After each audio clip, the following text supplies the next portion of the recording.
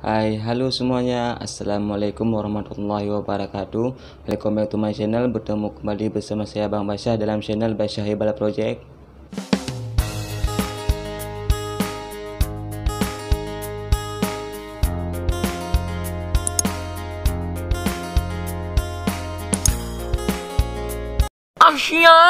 Oke, hari ini aku mau buat video kayak biasanya.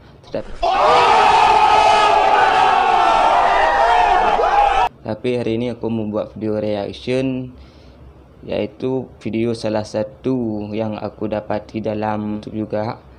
Tapi yang berisi dalam video itu yaitu salah satu pasukan khas dari Malaysia yang dahulunya pernah wujud di Malaysia, tetapi pasukan itu paling ditakuti oleh penjajah dahulu. Dan sebelum kita masuk ke videonya, buat kalian yang baru datang ke channel aku, silahkan di subscribe dulu channel aku dan diaktifkan loncengnya biar nanti kalian nggak bakalan ketinggalan video-video menarik lainnya. Dan buat kalian yang sudah subscribe channel aku dan nonton video aku, jangan lupa juga disumbangin like-nya. Sombong amat. Oke, video yang kita buat hari ini kayak yang aku bilang tadi, yaitu video pasukan khas di Malaysia yang paling ditakuti oleh penjajah dahulu. Kenapa mereka ditakutin? Karena salah satu dari pasukan itu yaitu para pemburu kepala. Apakah kalian penasaran video yang kayak mana? Langsung aja kita ke videonya. Let's go. Pernahkah Anda mendengar pasukan khusus yang terbaik pernah wujud di Nusantara? Pasukan khas pertama di Malaysia, Sarawak Rangers. The Sarawak Digelar Rangers. sebagai The Headhunter atau tepatnya pemburu kepala terbaik di pemburu dunia. kepala. Ini adalah sejarah Sarawak Ranger. Oke. Kami mengucapkan terima kasih kepada semua yang telah subscribe pada channel ini. Kepada anda yang belum subscribe, sila tekan butang subscribe untuk mendapatkan lebih banyak video-video menarik di masa akan datang. Subscribe juga channel dia. Pernah Nanti aku digelar letakin sebagai pasukan linknya khusus di bawah. terbaik di dunia dan di mana-mana pasukan tentera yang pernah berkhidmat semasa zaman darurat Persekutuan Tanah Melayu. Itulah diungkapkan oleh pesuruhjaya British di Melaya, yaitu Sir Jerry Templar. Pasukan ini digelar sebagai The Sarawak Headhunter. Digelar Headhunter atau pemburu kepala kerana pahlawan-pahlawan Iban ini akan memenggal kepala musuh untuk dibawa balik sebagai trofi dan ianya akan diletakkan di rumah dibawa panjang. balik sebagai trofi. Perkara itu ini sudah tentunya dapat meruntuhkan moral musuh yang mereka hadapi. Tuh buat Antara nakutin yang musuh paling juga. terkenal ialah Operation Z menentang Jepun. Operation Z. Askar-askar Ini Jepun waktu disumpit dan kepala-kepala penjajahan mereka Jepun. dipenggal sehingga pihak Jepun menggelarkan mereka sebagai pembunuh senyap. Apa tidaknya, Pembunuh sumpit yang senyap. digunakan tidak mengeluarkan bunyi tetapi amat berkesan untuk membunuh musuh. Presiden ini Soekarno bukan juga pakai pernah senjata, menggelarkan mereka ini sebagai pembunuh berhantu. Tentera Iban Presiden ini Soekarno pun datangnya pernah tidak menggelarkan diundang. dia, Saat mereka pergi, pasukan semua pembunuh tentera-tentera berhantu. pun hilang nyawa. Kepala mereka bercerai dari badan. Sungguh pantas sehingga tidak dapat kelihatan oleh manusia biasa, ujarnya. Bagaimana cara Dibentuk oleh bunuh-bunuhnya? Raja kedua Sarawak, iaitu Raja Charles Brooke pada Oktober 1862 dan dianggotai oleh anak tempatan dari Sarawak. Pasukan tentera ini telah Pasukan dari dianggotai anak oleh Sarawak anak semua. tempatan seramai 32 orang pada awal penubuhannya. Kesemuanya berbangsa Iban. Generasi Iban. pertama Sarawak Iban. Rangers ditubuhkan oleh Charles Brooke Bagaimana? Aku pun bukan kurang tahu sahaja juga. sekadar tangkap muat, malah anggota-anggota tersebut merupakan kayak antara anggota pahlawan-pahlawan kaum Dayak Iban gitu ya. yang gagah perkasa dan terkenal dengan selok-belok peperangan yang mewakili kawasan atau daerah Ya, atau kaum pakai masing-masing. pakai pedang gitu Hasilnya, dan satu pakai apa pasukan yang yang mantap ditubuhkan dengan pahlawan-pahlawan apa itu yang bijak di dikasih dalam benda taktik tu di dalam, peperangan dan dia mendapatkan ditiup. ilmu daripada mereka yang berpengalaman di arena perang moden yang dibawakan khas dari Eropah. Maka terbentuklah Sarawak Rangers yang digeruni ramai. Pada sekitar Sarawak tahun Rangers. 1930-an, dunia mengalami kemelesetan ekonomi yang teruk dan Sarawak Rangers pun terjejas. Oleh itu, pasukan ini dibubarkan secara rasmi dan mereka terpaksa pulang ke kampung halaman masing-masing. Namun begitu, Dah terdapat dibubarkan. juga Sekarang ada segelintir lagi daripada ya. mereka yang secara sukarela diserap menjadi pasukan polis Sarawak. Namun selepas itu, pasukan ini kembali lagi beraksi dan berbakti kepada negara apabila Sarawak menghadapi Perang Dunia Kedua. Maka dengan itu, pasukan ini dibentuk sekali lagi untuk mempertahankan Sarawak sebagai persediaan untuk menghadapi Perang Dunia Kedua. Charles Vannerbroek membentuk Sarawak Rangers kembali untuk tujuan pertahanan.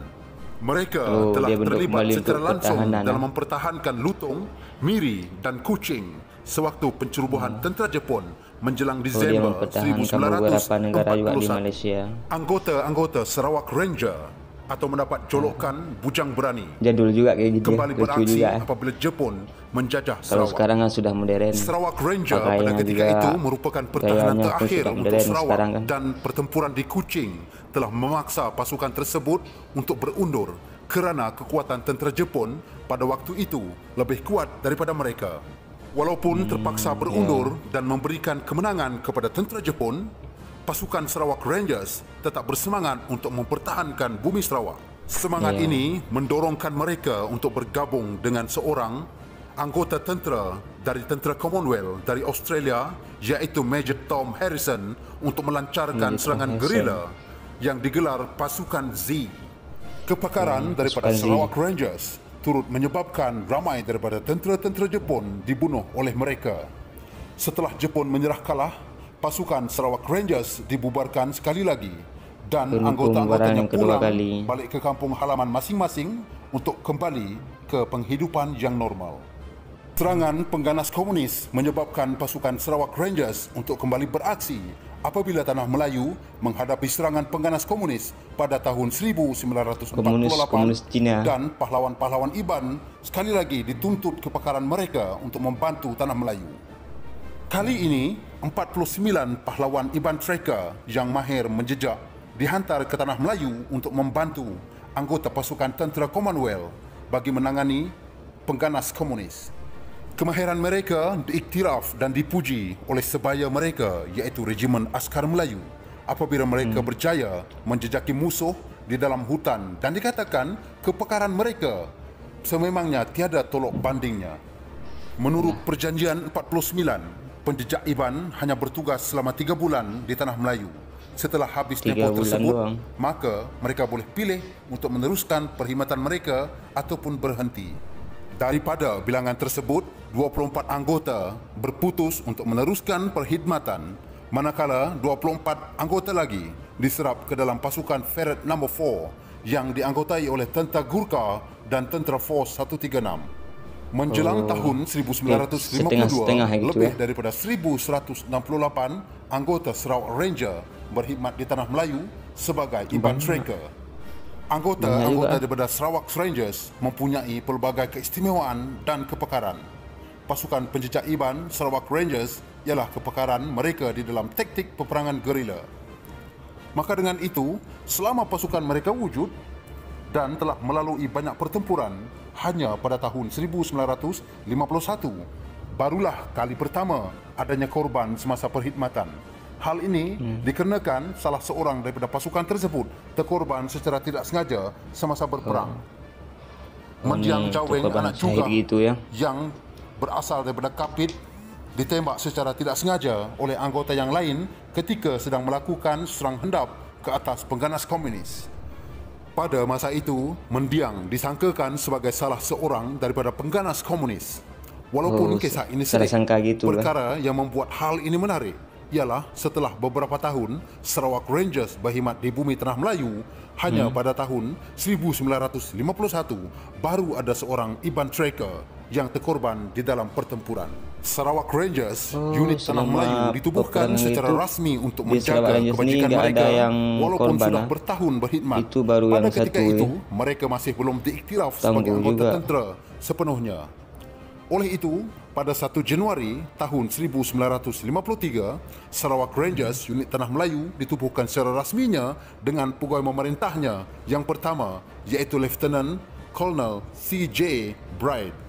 Perkara ini dilakukan setelah permuafakatan di antara Kerajaan British Borneo Utara dan pemimpin masyarakat Iban dan Kerajaan Koloni British untuk menjaga kebajikan anggota pasukan tersebut dari segi hak dan status. Beberapa tahun kemudian, iaitu pada 1 April 1960, sebuah unit di Sarawak juga ditubuhkan secara rasmi, iaitu Sarawak Rangers, unit Sarawak Borneo. dan pegawai memerintahnya iaitu Lieutenant Tomlo Anak Isa, seorang anak tempatan Sarawak dan juga salah seorang daripada Iban Tracker dari Sarawak Ranger. Kepekaran mereka di dalam perang telah menyebabkan mereka dituntut di bumi asing seperti di Brunei dan Tanah Melayu sebelum terbentuknya Malaysia. Terdapat beberapa pahlawan ini terkorban di bumi asing semasa pertempuran dan disemadikan di bumi asing satu ketika dahulu.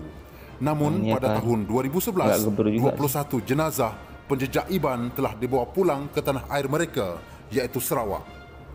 Antara penglibatan perang mereka ialah kempen mengamankan Sarawak era Sarawak ni pada tahun kayak pulau itulah, kalau nggak salah sehingga tahun 1942.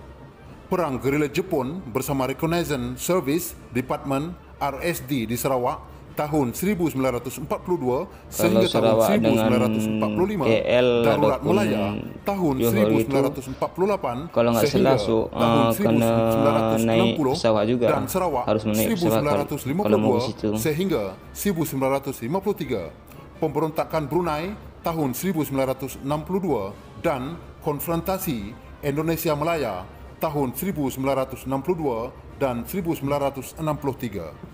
Pasukan ini dibubarkan secara rasmi pada tahun 1963 susulan penubuhan Askar Ranger Malaysia. Sarawak Rangers dibubarkan secara rasmi pada 16 September tahun 1963 susulan penubuhan Askar Ranger Malaysia yang kini digelar sebagai Regimen Ranger Diraja. Penubuhan unit baru ini susulan pengumuman dari Parlimen British House of Commons oleh Secretary of State of Commonwealth Affairs pada tahun 1963, beberapa hari sebelum Sarawak merdeka secara rasmi pada 22 Julai tahun 1963. Anggota Sarawak Rangers kemudiannya diserap menjadi Batalion pertama Regimen Ranger Malaysia. Kemudian Batalion kedua Regimen Ranger Malaysia terdiri daripada anak-anak tempatan Borneo Utara iaitu Negeri Sabah, dan Batalion ketiga pula terdiri daripada anak-anak tempatan dari Tanah Melayu. Sabah dengan dari Sarawak Rangers inilah wujudnya Regimen Ranger Malaysia itu. Setelah penubuhan gagasan Malaysia pada 16 September tahun 1963. Dengan cugan kata Agi Hidup Agi Ngelaban, ketumbukan ini semakin berkembang dan kini ianya mempunyai 10 batalion yang sentiasa berada di dalam kesiapsiagaan yang sangat tinggi. Oke, segitu aja. Inilah pasukan khas Malaysia yang dulu yang digelarkan bernama Sarawak Rangers. Ngeri juga. Cara mengalahkan musuhnya pun secara diam-diam, tanpa pakai senjata yang bunyi gitu, tapi mereka pakai senjata yang pakai senjata yang nggak ada bunyi. Dulu waktu perang dahulu kalau nggak salah yang pakai senjata pun kayak negara-negara luar gitu. Ya kayak gitulah video kita hari ini, semoga bermanfaat buat kalian. Selama aku di Malaysia nggak pernah dengar, tapi sekarang sudah dengar. Jadi kayak ginilah Sarawak Rangers. Aku pikir nggak ada yang pasukan-pasukan khas dulu yang di Malaysia, rupanya ada juga. Malahan paling takut. Dia hanya memencar kepalanya doang. Habis itu kepalanya pun dia bawa balik untuk jadikan trofi kemenangan. Oke, segitu aja hari ini. Mungkin ada kesilapan dari cara aku ngomongnya ataupun apa gitu, aku juga minta maaf karena aku juga manusia, tidak luput daripada kesalahan dan kesilapan. Lebih dan kurang lebih aku minta maaf buat kalian. Assalamualaikum.